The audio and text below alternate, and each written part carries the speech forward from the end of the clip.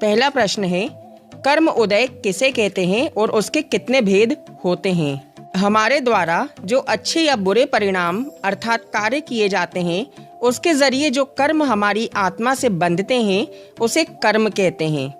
और जब यह कोई कार्य हम करते हैं तब हमारे जो राग द्वेष परिणाम होते हैं तब यह कर्म उदय में आते हैं, अर्थात कभी ये हमें अच्छा और बुरा फल देते हैं।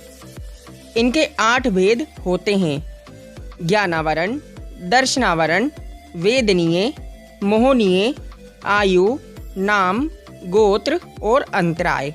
दूसरा प्रश्न है, आर्यखंड और मलेच्छ खंड किसे कहते हैं? आर्य का अर्थ श्रेष्ठ होता है।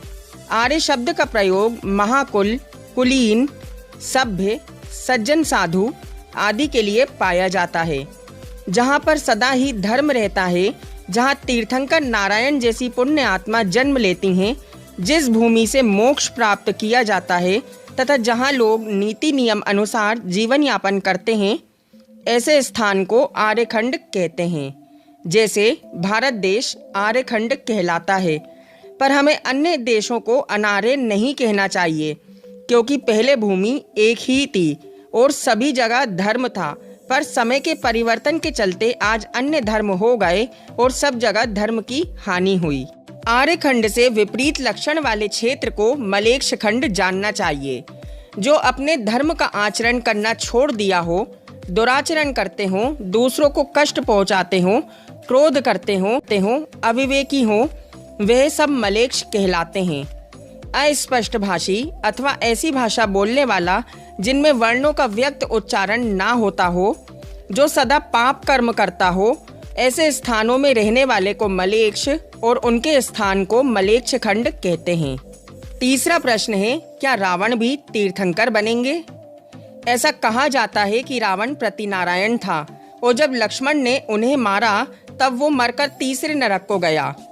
अब कई जगह लोग ये कहते हैं कि रावण भरत क्षेत्र की 24 में एक तीर्थंकर होंगे और कई विदेह क्षेत्र की मानते हैं, पर जब हम शास्त्रों का अध्ययन करते हैं तो पता चलता है कि रावण ऐरावत क्षेत्र की 24 के तीर्थंकर होंगे, जिसमें अभी भी कई आचार्यों के मतभेद रहे हैं।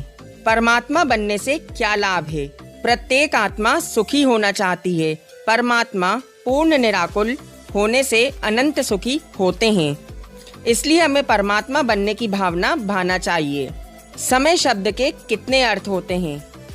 समय शब्द के अनेक अर्थ होते हैं। जैसे आत्मा का नाम समय है, सब पदार्थ का नाम समय है, काल का नाम समय है, शास्त्र का नाम समय है, समय मात्र काल का नाम समय है, मत का नाम समय है। नमः शब्द का क्या अर्थ होता है? नमन करना, झुकना, अर्थात अपनी ओर लीन होना, यह नमा का अर्थ है। 7वां प्रश्न है, ज्ञान अरूपी है, यह किस प्रकार है?